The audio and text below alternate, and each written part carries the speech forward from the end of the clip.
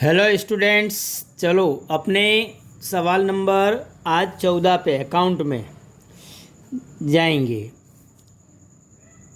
मैंने पहले आपको सवाल नंबर 13 हल करने को दिया था, जो आपने हल किया होगा। अब सवाल नंबर 14 आज हल करेंगे। सर्वप्रथम अपने समायोजनों की टिक लगाएंगे और समझ लेते हैं।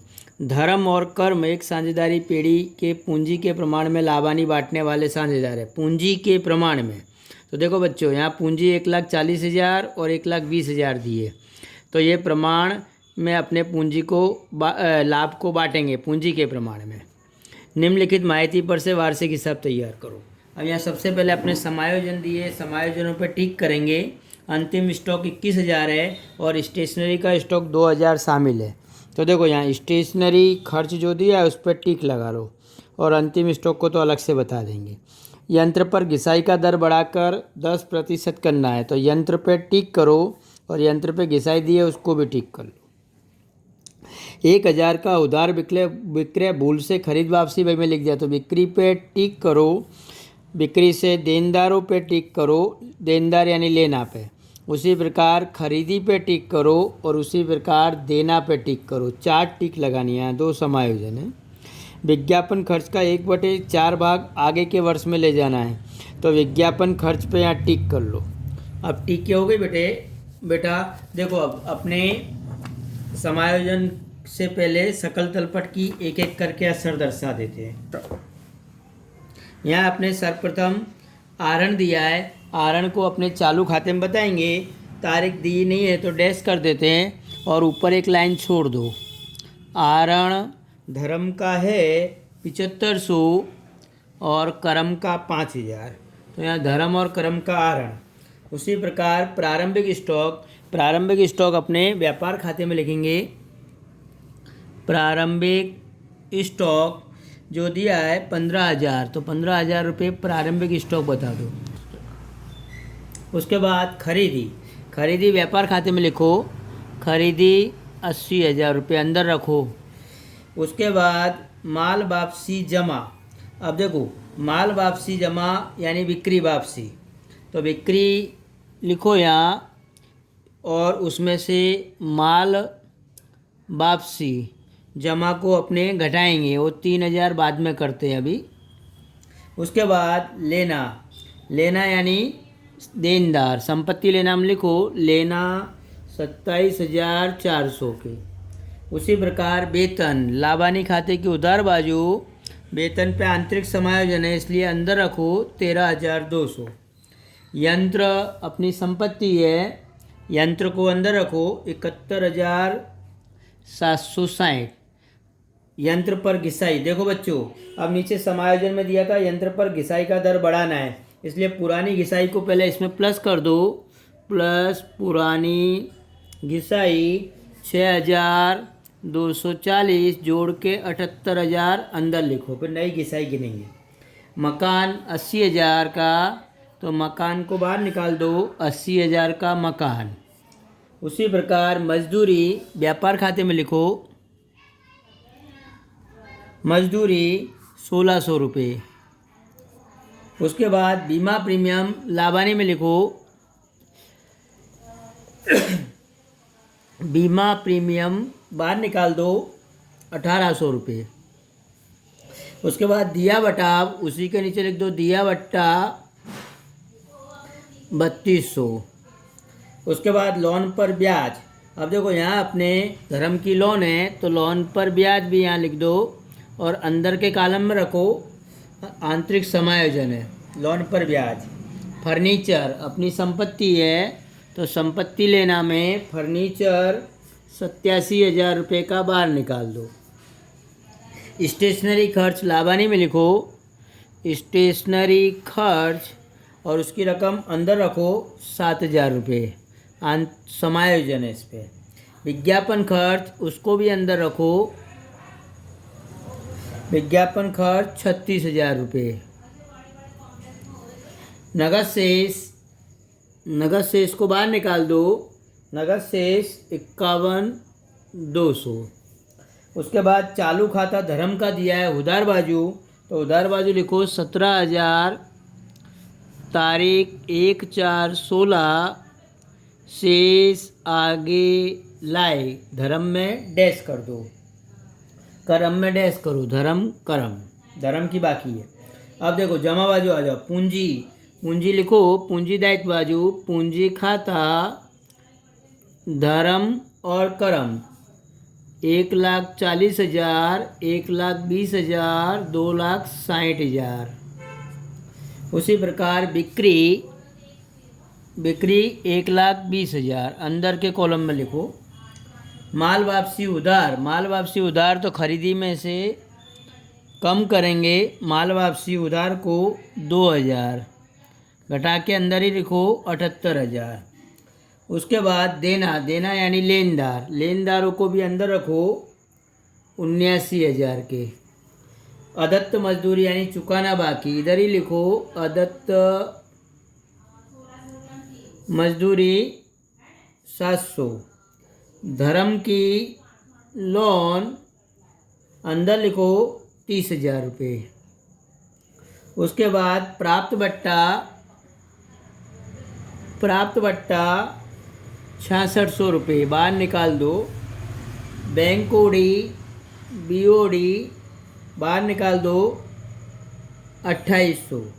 और चालू खाता 1/4/16 के दिन शेष आगे लाए, धर्म में डैश, कर्म में 14,000 रुपये। इस प्रकार अपने यहाँ सभा के सकल दरपट को दर्शाए। देखो बच्चों, अब यहाँ समायोजन नंबर अपना आंतरिक समायोजन दिया है, वेतन 13,200। अब देखो वेतन 13,200 वो फरवरी तक का उनने चुकाया है, तो 1 महीने का वेतन चुकाना बाकी, तो 11 महीने का वेतन 13,200, तो 1 महीने का वेतन की रकम 1,200 रुपये अपने प्लस करेंगे वेतन में। चुकाना बाकी वेतन 1,200 और जोड़ के 14,400। और चुकाना बाकी वेतन की दूसरी असर पूंजी दायित्व में बता दो, चुकाना बाकी वेतन 1,200 रुपये पूंजी दायित्व में। अब देखो बच्चों, अब यहाँ लोन, धर्म की लोन 30,000 दी है। अब लोन पर ब्याज यहाँ जो दिया है वो 1,200 रुपये और 6% कम से कम ब्याज गिनते हैं, तो 30,000 के 6% 1,800 हुआ। उसमें 1,200 रुपये पहले ब्याज के चुका दिए लाभानी खाते में, तो और अपने 600 रुपये जोड़ दो। चुकाना बाकी लोन पर ब्याज 600 रुपये जोड़ के 1,800 बाहर निकाल दो। और उसी प्रकार लोन में भी जोड़ दो, प्लस चुकाना बाकी ब्याज 600 जोड़ के 30,600 रुपये बाहर निकालेंगे। अब आंतरिक समायोजन अपने लगभग कंप्लीट हो गए। अब नीचे आ जाओ, अंतिम स्टॉक 21,000 का है, जिसमें स्टेशनरी का स्टॉक 2,000 है, तो अंतिम स्टॉक 19,000 बताएंगे क्योंकि 2,000 कम कर देंगे। और अंतिम स्टॉक की दूसरी असर 19,000 संपत्ति लेना में। अब स्टेशनरी का स्टॉक 2,000 है, तो स्टेशनरी खर्च में से 2,000 कम कर दो, लाभानी खाते की उधार बाजू 2,000 और 5,000 बाहर निकालो। और स्टेशनरी स्टॉक की दूसरी असर संपत्ति लेना में स्टेशनरी स्टॉक 2,000। 4 असर बताएंगे इसकी। यंत्र पर घिसाई का दर बढ़ाकर 10% करना था। देखो अब बच्चों, अपने पुरानी घिसाई को इसमें जोड़ दिए थे, अब नई घिसाई 10% के 78,000 पर 7,800, तो 7,800 रुपये घटाकर अपने घिसाई की रकम को बाहर बताएंगे और 70,200 बाहर निकाल दो। और दूसरी असर लाभानी खाते की उधर बाजू, यंत्र पर घिसाई 7,800। उसी प्रकार तीसरा समायोजन दिया है कि 1,000 की उधार बिक्री भूल से खरीद वापसी बही में लिखी है। अब देखो 1,000 की उधार खरीदी भूल से खरीद वापसी बही में लिख दी, तो यहाँ अपने 1,000 की उधार बिक्री थी, तो बिक्री में प्लस करो, पहले से 1,20,000 ये घटा लो, 1,17,000 प्लस लिखना बाकी बिक्री 1,000 जोड़ के बाहर निकालेंगे 1,18,000। और दूसरी असर बिक्री से लेना बढ़ेगा तो देनदारों में प्लस करो। लिखना बाकी बिक्री 1000 जोड़ के 28,400 अंदर रखो। अब देखो इसी में दिया था कि खरीद जो जिसका लेखा भूल से खरीद वापसी वही में हो गया, तो माल अपने ने भूल से ज़्यादा खरीदी में से घटा दिया। अब ये प्लस करेंगे भूल सुधारने के लिए। भूल से लिखी खरीद वापसी, तो 1000 जोड़ के 79,000 बाहर निकालो और इसकी दूसरी असर देना में प्लस कर दो। भूल से लिखी खरीद वापसी के 1000 जोड़ के 80,000 बाहर निकाल दो। 4 असर आएगी इसकी भी। अब विज्ञापन खर्च के 1/4 भाग आगे के वर्ष में ले जाना है। अब देखो विज्ञापन खर्च यहाँ 36,000 दिया है, उसके 1/4 आगे के वर्ष में ले जाना है, यानी 9,000 रुपये।